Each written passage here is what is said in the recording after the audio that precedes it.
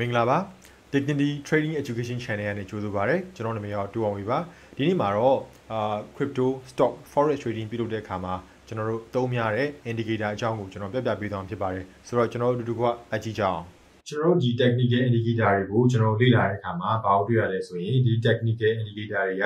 အရင်ပြီးခဲ့တဲ့ဈေးနှုန်းအရွေ့တွေကိုလေ့လာပြီးတော့သင်္ချာကိန်းဂဏန်းရတွက်ချက်ထားတာဖြစ်ပါတယ်ပြီးတော့ဒီ technical indicator တွေကိုအမျိုးအစားခွဲလိုက်ရမယ်ဆိုရင်ကျွန်တော်၄မျိုးတွေ့ရှိပါတယ်အဲ့ဒါဘာလဲဆိုတော့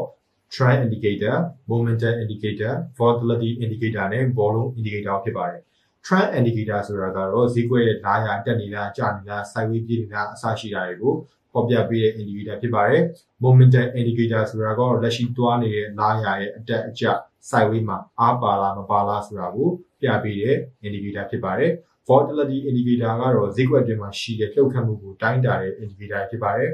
volume indicator ကတော့ဈေးကွက်ရဲ့ level တစ်ခုမှာဝယ်လိုအားရောင်းလိုအားဘယ်လောက်ရှိလဲဆိုတာကိုပေါ်ညွှန်းပေးတဲ့ indicator ဖြစ်ပါတယ်ပြီးတော့ဒီ indicator ရဲ့ဒီ calculation တွက်ချက်ပုံတွေကကျွန်တော်ဒီ market ထဲမှာရှိတဲ့ဒီ trader ရဲ့ဝယ်လိုအားရောင်းလိုအားသူ့ရဲ့ sentiment ကိုပိုစားပြုပေးပါတယ်ပြီးတော့ဒီ indicator တွေကပေါ့နော်ဘာထပ်ပြီးတော့ကောင်းလဲဆိုရင်ဈေးကွက်တွေမှာရှိတဲ့ဒီ market reversal လို့ခေါ်တဲ့ဈေးကွက်အပြောင်းလေးတွေကိုမြင်နိုင်ဖို့အတွက်လွယ်လွယ်ကူကူနဲ့မြင်နိုင်ဖို့အတွက်အများကြီးထောက်ကူပြုပါတယ်ပြီးတော့ indicator တွေကဘာတွေကူညီပေးသလဲဆိုရင်ဈေးကွက်တွေမှာရှိတဲ့အပြောင်းလေးတွေကို trader တယောက်အနေနဲ့လင်းလင်းမြန်မြင်အောင်indicator တွေကူညီပေးပါတယ်ပြီးတော့ buy sell လုပ်တဲ့အခါမှာလည်းအဝယ် order အရောင်း order ဖွင့်တဲ့အခါမှာလည်း additional confirmation အနေနဲ့ trader တွေကိုကူညီပေးပါတယ်ဒါပေမဲ့တခုတော့ရှိပါတယ်trader ကုန်တယ်တယောက်အနေနဲ့ပေါ့နော် trader တယောက်အနေနဲ့ကျွန်တော်တို့ရောင်းဝယ်ပြုလုပ်တဲ့အခါမှာဒီ indicator တွေကိုပဲလုံးဝအုပ်တုံပြီးခူးလို့မရပါဘူး။ဘာကြောင့်လဲဆိုတော့လာရကတက်နေတဲ့အချိန်မှာကျွန်တော်တို့ကအဝယ်signal ဝယ်ယူအောင်ဖြစ်ပြီးတော့လာရကျတဲ့အချိန်မှာတော့ကျွန်တော်ကအရောင်း signal ယူအောင်ဖြစ်ပါတယ်ကျွန်တော်တို့ပေါ့နော်ဒီလိုမျိုးရုပ်တရက်လာရ direction ပြောင်းသွားတဲ့အခါမှာဆိုရင်ကျွန်တော်တို့အတွက်ကိုအများကြီး market direction change သွားတဲ့အခါမှာindicator တွေကမှားယွင်းနိုင်ပါတယ်ဒါကြောင့်ကျွန်တော်အကြံပေးချင်တာကတော့ trader တယောက်အနေနဲ့ပထမအဆုံးဈေးကွက်ရဲ့အရေးသဘောတရား market price action ကိုအရင်လေ့လာပြီးတော့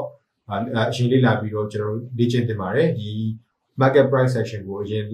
လေ့လာပြီးတော့နားလည်တတ်ကြသွားပြီးဆိုမှသာလျှင်ကျွန်တော်တို့ကဒီ technical indicator တွေကိုလေ့လာသင်ပါတယ်ဒီလိုမျိုးလေ့လာသွားပြီဆိုရင်တော့ကျွန်တော်ဈေးကွက်အတွင်းမှာရှိတဲ့ဘယ်နေရာမှာဝင်မလဲရောင်းမလဲဆိုတာကိုကျွန်တော်တို့ entry နဲ့ exit ကိုမှန်မှန်ကန်ကန်နဲ့သိရှိသွားဖြစ်ပါတယ်နောက်တစ်ခုရှိပါသေးတယ်အဲ့ဒါပါလဲဆိုတော့ indicator တွေကကျွန်တော်တို့ပေါ့နော်ဒီသူ့ရဲ့တွက်ချက်မှုတွေကဈေးနှုန်းရဲ့အရွေးတစ်ခုပြီးသွားပြီးမှသူ့ရဲ့တွက်ချက်မှုတွေကတွက်ချက်လို့ရတယ်ပေါ့နော်ဒါကြောင့်သူ့ရဲ့ generally ရေးမှုရအဖြစ်တော့ indicator တွေကနှေးကွေးတဲ့ပုံသဏ္ဍာန်ရှိပါတယ်အဲ့လိုမျိုးနှေးကွေးတဲ့ပုံသဏ္ဍာန်ရှိတဲ့အတွက်ကြောင့်လည်း trader တွေကိုရောင်းဝယ်လုပ်တဲ့အခါမှာနှေးပြီးတော့ဝင်တဲ့ပုံစံမျိုးလေးဖြစ်တတ်ပါတယ်ဒါပေမဲ့ကိစ္စမရှိပါဘူးကျွန်တော်အနေနဲ့ကိုရောင်းဝယ်လုပ်တဲ့ trading style ပေါ်မူတည်ပြီးတော့ဒီ indicator ရဲ့ default setting မှာကျွန်တော်ကိန်းဂဏန်းနံပါတ်ပြောင်းပြီးတော့ကိုယ်နဲ့ကိုက်ညီတဲ့အရွေးပုံစံတစ်ခုကိုချိန်ကိုက်ပြီးတော့ဖန်တီးလို့ရပါတယ်ကျွန်တော်ပြပြပေးသွားတဲ့အကြောင်းအရာကတော့ကျွန်တော်ဈေးကွက်အတွင်းမှာအသုံးပြုတဲ့ technical indicator အကြောင်းမှဖြစ်ပါတယ်ဒီလိုမျိုး trading နဲ့ပတ်သက်ပြီးတော့အသိပညာဘုဒ္ဓတာတွေ education ဗီဒီယိုတွေကိုစောင့်ကြည့်ခြင်းနဲ့ဆိုရင်ကျွန်တော် channel လေးကို like and subscribe လုပ်ပြီးတော့စောင့်ကြည့်လို့ရပါတယ်အားလုံးကျေးဇူးတင်ပါတယ်